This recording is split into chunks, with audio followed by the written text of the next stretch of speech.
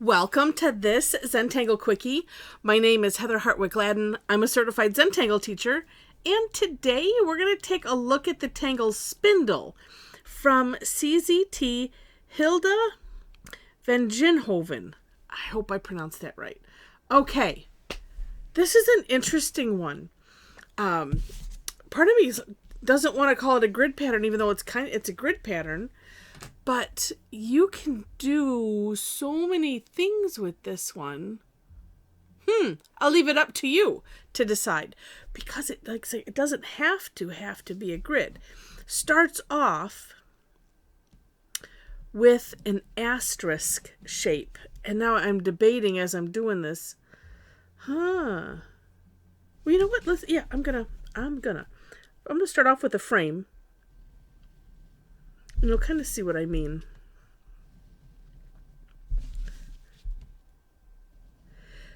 And you will, for sure, want to take a look at the For More Inspiration link in the description section so you can see the amazing samples that Hilde has provided. So many different ideas on how you can utilize this. All right, so I'm going to do this in a box with a fox.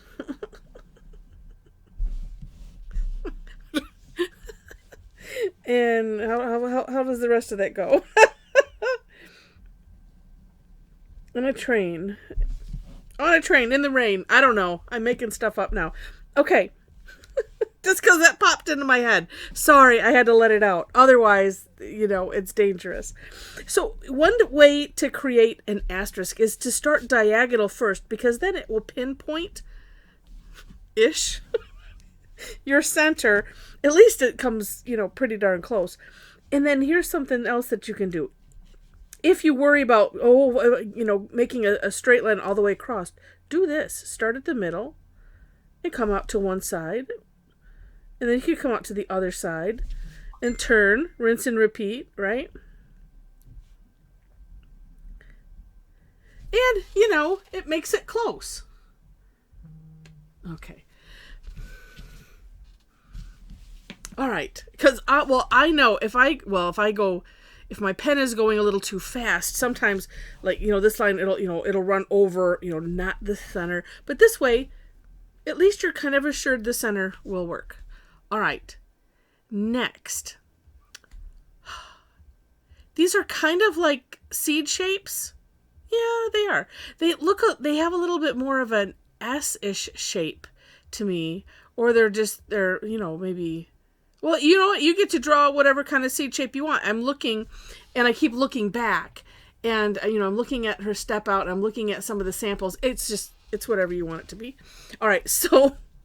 Let's just do seed shapes, maybe little fatter C shapes. So in each spoke, and of course you get to decide where. Let's call it center-ish. Seed shape.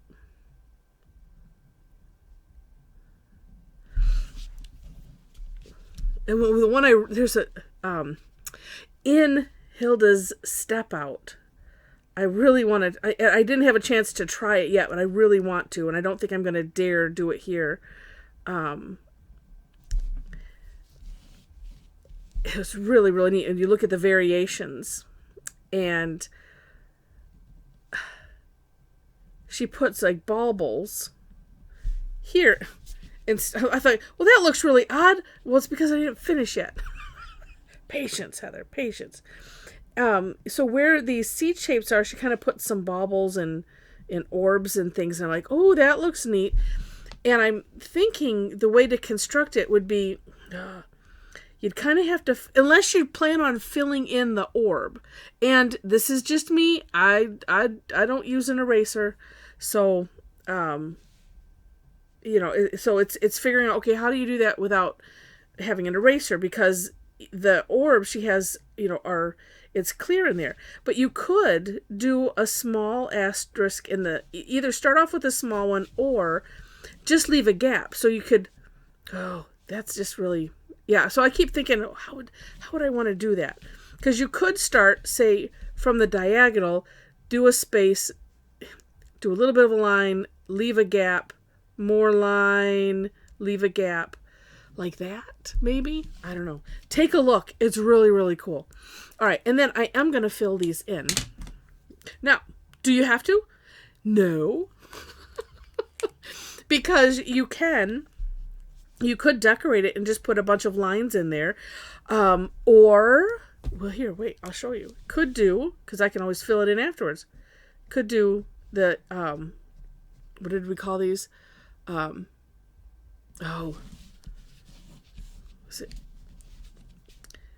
think it was a made-up Zentangle term for doing that. It's escaping my brain. It was like interhatching or something like that, where it was, hatch lines. But anyway, I'm going to have to go back and look at my notes. Oh, gosh. Anyway, so you could do something like that if you wanted to. Up to you. I am going to fill them in because I really like the way this looks. I like to also make sure to have a good number of tangles in my brain that are higher contrast. And this would be one, especially if you fill it in. And now, of course, you could. And why am I doing it this way? I don't know. Why do I need to turn the tile so that way I can fill this in? I don't know. You just find out all your little quirks when you do this, right? Because I'm drawing a seed shape. That's why. And I'm filling in a seed shape. In seed shape fashion. And I'm going to fix that one in a minute. Now, the lovely thing about filling in is like what I'm doing right now. I want to make that one just a little bit bigger, so I can.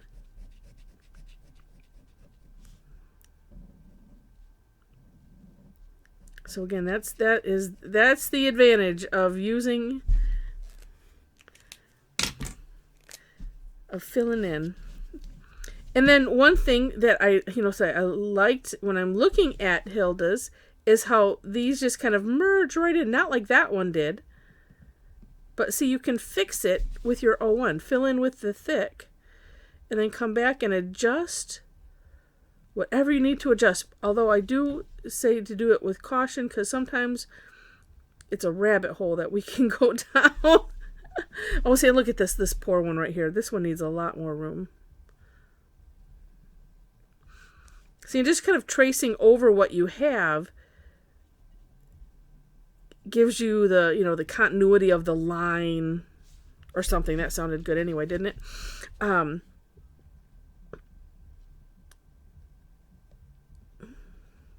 Yeah, and that one, I would just center that one all up. Look at that.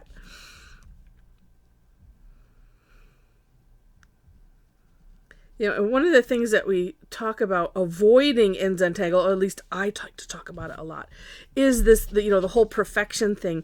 There's nothing wrong with evening things up if you want to. But especially if you want to, you want to make yourself happy. You want to make yourself pleased with what you have done. That there is a line, I suppose, of, kind of going crazy. But that is for each one of us to decide. Okay, so we have it on the spokes. And then we're going to do the same thing on the sides. But we're going to do like a half of one. Or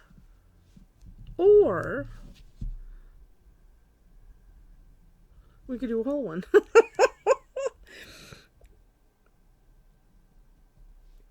Right as I was getting things set up and I get things on my screen and stuff, and I saw, and I don't know why it didn't strike me at first. I just saw it and went, oh, that's neat. Is this the first sample? Yeah, the first sample. That's what she's done, and it's just like, oh, that's neat. So why not? We can do what we want. But yeah, lots of neat ideas on there about, on how you can use it. Like I said, I just think it's an interesting pattern. Oh, and two, you know, you don't have to fill these in either. I think I said that. Or I might have just said, well, you can decorate it however you want. I think I'm going to leave it like that. I'm going to think about it. I'm going to shade it, though. And then I'll think about it some more, because I can always do something else with it afterwards. But that's kind of interesting. It really, really is. What a neat tangle. Neat, neat, neat. All right. And I hope you've enjoyed it. If you did, while I'm not really pausing, but while I'm starting to fill these in with some graphite to do some shading, if you want to take if you're tangling along with me and do a finger stretch and stretch it right over to your mouse or to your screen and click on the like button if you liked it. And if you liked it enough to see more, click subscribe too. And of course, feel free to share, leave comments, all of that kind of stuff. And I haven't said it in a while, but I appreciate any and all of those activities, because it helps the algorithm and all of that stuff. And that just gets it in front of other people. And I appreciate that. All right, let me see if I can break my. I'm gonna break the rules mode, but maybe not. So with the pencil and tortillon, I like to keep the tip of them on the line that I don't want to go over, or the area. So like I don't want to go over, I mean, although sometimes I do with the graphite. Let me fix that one up. But when you reach this way and you're doing it, it's like that, you just run the risk of having it go where you don't want it to go. And so that's why I do it this way. There's always a why behind everything. I know some people, talk about, Zentangle and rules, and it's like, there's reasons why, and they're not really rules, because you can do whatever you want. We like to emphasize that here at tangleaddicts.com, that you do you. All right, that looks neat. And I don't think I'm going to shade it any further. I think I'm going to just leave it like that. It's kind of neat. At least that's what I'm thinking for right now.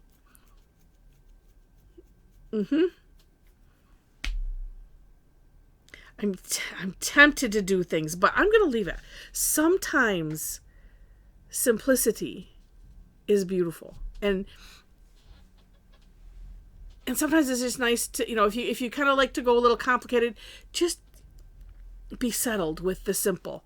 And like I said, there's something just neat about it. So anyway, I hope you enjoyed this.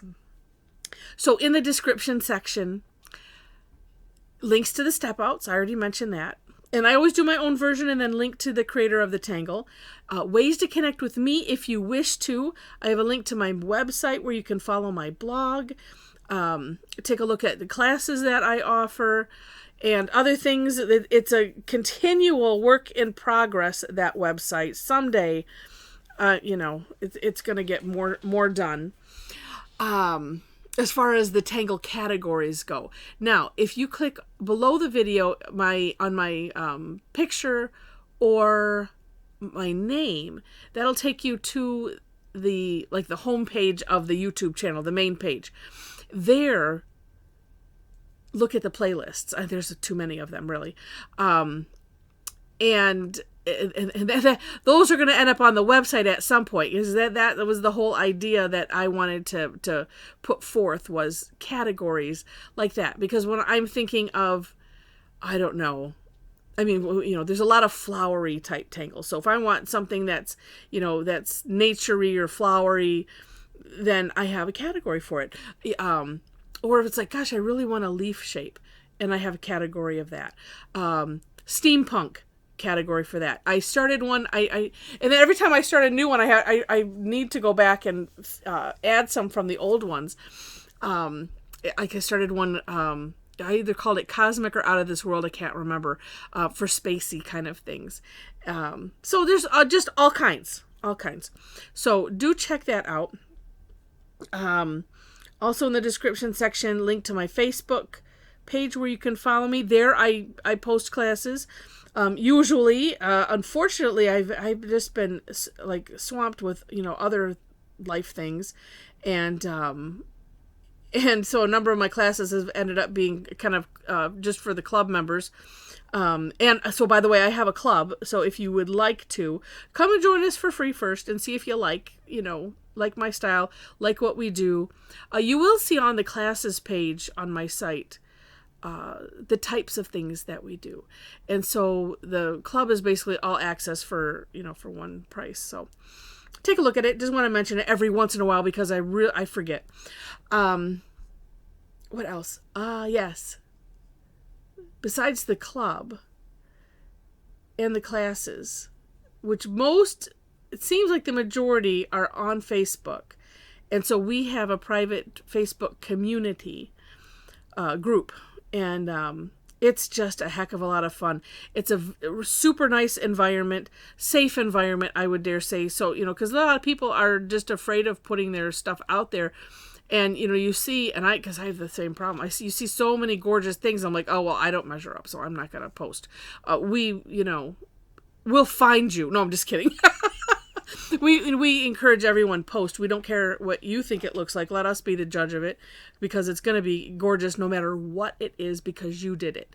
And I love the fact that we have a beautiful community that has embraced that concept, which is really a true concept in Zentangle. It's about your journey, nothing else. And we learn from each other and inspire each other. And it's just brilliant all the way around. So come and join us. There are 4 questions, by the way, for you to gain entry, just so you're aware. All right. I think that's enough. So with that, thanks again so much for watching. And I wish you happy tangling.